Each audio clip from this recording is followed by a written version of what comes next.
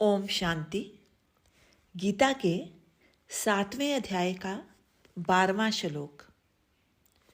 जो भी सत्वगुण, रजोगुण और तमोगुण से उत्पन्न होने वाले भाव हैं, वो सब मेरी ही शक्ति से उत्पन्न होते हैं।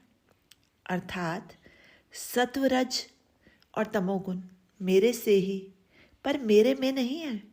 इसीलिए परमात्मा निर्गुण है। सत्व, रज व तम से मैं ऊपर हूँ, इसलिए इन तीनों गुणों से जो ऊपर उठता है वह ही निर्गुण है। मैं निराकार हूँ। आकार सारे संसार को दे दिया है।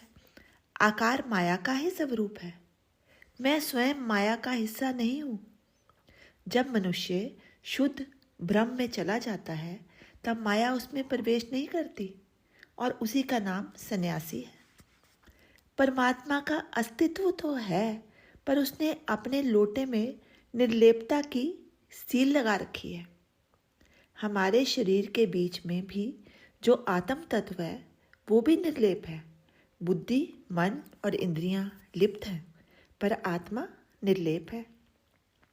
ये निर्लेपता की साधना मनुष्य को भीतर ही भीतर करनी पड़ती है। सतोगुण राम है, कौशल्या रजोगुणी और दशरथ काया रूपी रथ है। काया तमोगुणी है और इस दशरथ के 10 दरवाजे वाली इंद्रियां इनके घोड़े हैं। जब मनुष्य सत्व, रज व तम से ऊपर उठ जाता है तो ईश्वर स्वरूप हो जाता है, निर्लेप हो जाता है। परमात्मा अपने में दाग नहीं लगने देता। वह अपने पर चंदन या केसर का लेप भी नहीं लगाना चाहता। वह तो निर्लेप है, निर्लेप ही रहना चाहता है। परमात्मा रंग रहित है। जहाँ रूप होगा वहाँ रंग भी होगा। परमात्मा बेरंग नहीं है, रंग रहित है। उसका अपना ही रंग है, इसलिए उस पर संसार का रंग नहीं चढ़ता। वो दूसरा रंग क्यों चढ़ने देगा? रूप धारण कर लूँगा तो आप परमात्मा का भी मुकाबला करना शुरू कर दोगे। उसको भी सुंदरता में नंबर देना शुरू कर दोगे, पहला, दूसरा। पर परमात्मा सदा ही पहले नंबर पर रहता है और वह शून्य है, वह पूर्ण है। इस पूर्णता की साधना ही परमात्मा की खोज है। अधूरे के बीच में जो ये पूर्ण पड़ा हुआ है उसी का नाम परमात्मा है। काया के कई विभाग हैं, जैसे हाथ, नाक, कान, मुंह आदि। सबका नाम, काम और स्वभाव अलग अलग है। परमात्मा कहता है कि मेरा अनुभव करना हो तो शून्य बनना पड़ेगा। जिस दिन शून्य बन जाएगा तो पूर्ण बन जाएगा। शून्य में जमा करो, घटाओ, गुना करो तो भी शून्य शून्य ही रहता है। ये शून्य बनकर ही समझ में आता है। कोई भी गुरु आपको शून्य में या परिपूर्ण में नहीं ले जा सकता। इसके लिए आपको गुरु ही समझा ही सकता है। वो केवल समझा ही सकता है। जैसे माँ खाना बनाकर खिला देगी, मुंह से चबाकर बालक के मुंह में भी डाल देगी, किंतु हजम तो खाने वाले को ही करना पड़ता है ना। इसलिए खुद ही खुदा को पा सकता है। गुरु सब कुछ नहीं कर सकता। अलग अलग जन्मे हो, अलग जिए हो और अलग ही मरोगे। गुरु तो ढंग ही बताएगा, जीने का ढंग कहेगा। मौत से डरना नहीं, डरे तो रंग घटिया हो जाएगा। कितना ही गुरु पूर्ण होगा, उसकी साधना उसके ही काम आएगी, शिष्य के काम में नहीं आएगी। यदि कोई गुरु ऐसा कहता है तो वो गलत है।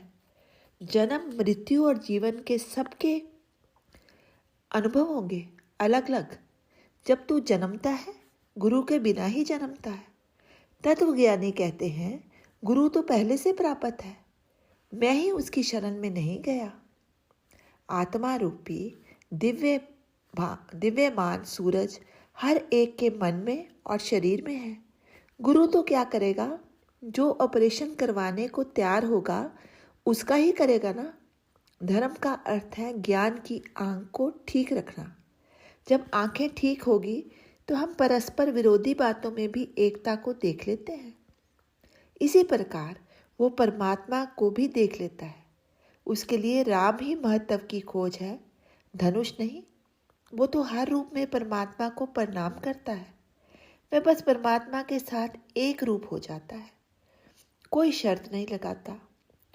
जो तेरी मर्जी वो मेरी मर्जी, अपनी मर्जी को डुबो देता है। भगत कहता है, मेरी मर्जी लोटा भर पानी है और तेरी मर्जी सागर के समान है। सागर कभी भी नहीं सूखेगा। जब ये बात समझ में आ जाती है तो वह अपनी मर्जी के लोटे को प्रभु के सागर में डुबो देता है और ऐसे पूर्ण भगत की सारी मर्जी ही समाप्त हो जाती है। जहाँ मर्जी समाप्त हो जाती है वहाँ प्रीति होती है। जहाँ बदले की भावना आती है वहाँ व्यापार होता है। सच्चा सौदा सच्चा ही रहता है। प्रेम में शिकायत नहीं होती है। जिससे प्रेम करते हो उससे कोई शिकायत भी नहीं रहती। परमात्मा कहता है कि त्रिगुण वाली माया में मैं नहीं हूँ। मैं माया को मेरे में नहीं आने देता। स्वामी नौकर में नहीं घुसता और ना ही नौकर को अपने में घुसने देता है। मैं माया में घुस गया था, मैं माया में घुस गया या माया मुझ में घुस गई तो मैं माया में लिप्त हो जाऊंगा। संत सील बंद लोटे की भांति होता है। वह तन के साथ भी अटैचमेंट छोड़कर रहता है। आत्म तत्व सब में एक ही है। राम और रावण में भी आत्म तत्व एक ही है और आत्मा की कोई मांग नहीं होती। तमाशा सारा सत्व रज और तम का है। विश्व बड़ा कठिन है। विषय तो ये बड़ा कठिन है, पर मैं तुझ में बसे कृष्ण की आत्मा का ज्ञान तुझे समझाने का प्रयत्न कर रहा हूँ। स्वयं में छुपे ब्रह्म को प्रकट करना ही धर्म है। गुरु सिर्फ दाई का काम करता है। पीड़ा तो उसको ही होगी जिसने जन्म देना है। एक बार रबिया ने कहा कि खुदा ने ही मुझसे ये कहा कि नफरत किसी से ना कर, शैतान से भी ना कर। रबिया रब तक पहुंचना चाहती है तो नफरत का बीज ही खत्म करना होगा। इसलिए उसे मृत्यु दंड देने की घोषणा की गई। रबिया ने कहा कि इस संसार इंसान के दरबार में ही तुम मुझे सज़ा दे सकते हो। खुदा के दरबार में मेरे साथ इंसाफ होगा। इसलिए ब्रह्मज्ञानी कोने में पड़े नफरत के बीज को भी ढूंढ लेता है। इसलिए अपनी कमजोरी का निरीक्षण करो। भगवान की भूख चित्त में जगेगी तो प्रेम मिलेगा ना। आवश्यकता है अति तीव्र भूख की।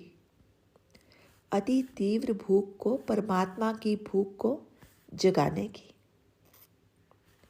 ओम शांति। शेष कल।